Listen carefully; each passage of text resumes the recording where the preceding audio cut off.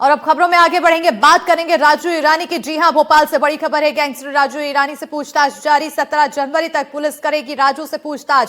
7 दिन की police remand में गैंगस्टर राजू ईरानी। तो पूछताछ में कई अपराधों का हो सकता है खुलासा। 10 जनवरी को सूरत से किया था गिरफ्तार, तो कल कोर्ट ने 7 दिन की पुलिस रिमांड पर भेजा है। इस वक्त की बड़ी जानकारी आपको दे रहे हैं। भोपाल से ये बड़ी खबर है, जहां गैंगस्टर राजू ईरानी से पूछताछ लगातार जारी है। बीते दिन कोर्ट में पेशी हुई और उसके बाद पुलिस ने 7 दिन की रिमांड ली। 17 जनवरी तक पुलिस राजू से पूछताछ करेगी। पुलिस 7 दिन की रिमांड में गैंगस्टर राजू ईरानी से पूछताछ करती दिखाई देगी। पूछताछ में कई अपराधों का खुलासा होने की उम्मीद जताई जा रही है। क्या कुछ राज खोलेगा राजू ईरानी, इस पर नजर बनी हुई है। 10 जनवरी को सूरत से गिरफ्तार किया गया था। लंबे समय से तलाश कर रही थी पुलिस की टीम, और न सिर्फ मध्य प्रदेश बल्कि अलग अलग राज्यों की पुलिस भी इसकी तलाश में थी। बताते चले कि महाराष्ट्र में सबसे बड़ा गढ़ माना जा रहा है, और इसके पूरे जो सिंडिकेट है उस पर बताया जा रहा है कि रिश्तेदारों के भी शामिल होने की जानकारी है।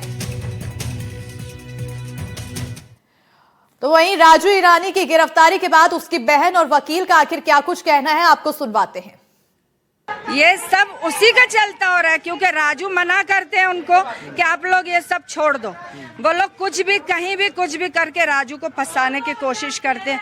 बाकी राजू का ऐसा कुछ भी नहीं। लोग हैं जिनका आप जिक्र कर रही हैं जो लोग फंसा रहे हैं? हमारे समाज में कुछ लोग हैं, अच्छे भी हैं बुरे भी हैं।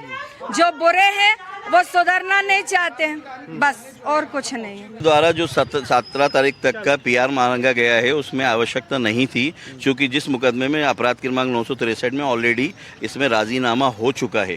वो महिला पारिवारिक है, उनके द्वारा पूर्व में एक आरोपी को जिसमें जमानत भी मिल चुकी है, ऑन रिकॉर्ड है सारी चीज़ें।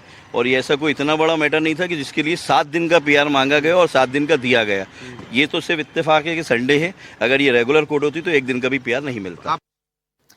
तो देखिए, तस्वीरें हम आपको दिखा रहे हैं, साथ ही साथ बयान भी सुनवा रहे हैं, जहां परिवार वालों की तरफ से बयान देते हुए कहा जा रहा है सीधे तौर पर कि फंसाने की कोशिश की जा रही है। बीते दिन राजू ईरानी की वाइफ यानी कि पत्नी जब जुड़ी थी हमारे साथ, तो उस दौरान वो भी यही कहती हुई नजर आ रही थी कि फंसाया जा रहा है। बल्कि एक वीडियो सामने आया था जिसमें राजू ईरानी कह रहा था कि ये सब काम छोड़ना होगा, कुछ बच्चों को संदेश दे रहा था। और ऐसे में अब क्योंकि पुलिस रिमांड में 7 दिन के लिए यहां पर राजू ईरानी को लाया गया है, 7 दिन तक यानी कि 17 जनवरी तक पुलिस की तरफ से पूछताछ की जाएगी। कई बड़े खुलासे होने की उम्मीद जताई जा रही है, और साथ ही कई अब तक की जो जानकारी सामने आई है उसमें यह भी बताया जा रहा है कि 6 राज्यों में इसका सिंडिकेट फैला हुआ था। और इसी पर ज्यादा जानकारी के साथ हमारी सहयोगी निहारिका शर्मा जुड़ चुकी है। सीधा रुख करेंगे हमारी सहयोगी की ओर। निहारिका, 7 दिन की पुलिस रिमांड है और अब कई राज खुलने की उम्मीद है। क्या माना जाए कि आखिर क्या राज खोलेगा राजू ईरानी?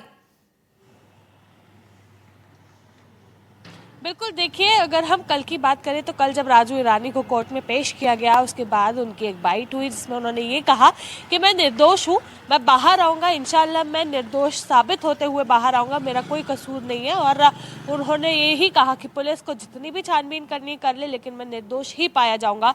वो जो कॉन्फिडेंस था राजू ईरानी के अंदर, वो कुछ ना कुछ बयां कर रहा था। अब ये देखना होगा कि जो 7 दिन की पुलिस रिमांड है उसमें क्या कुछ निकल कर सामने आता है, क्योंकि राजू ईरानी के खिलाफ 2017 से ही कई बड़े मामले दर्ज है, जिसके तहत उसकी तलाश पुलिस द्वारा लगातार की जा रही थी। फिर चाहे वो चोरी के हो, लूट के हो, या फिर मौत की साजिश रचने के हो, ऐसे में कई सारे मामले उसके खिलाफ दर्ज है, जिसके चलते पुलिस द्वारा उसकी जांच की जा रही थी।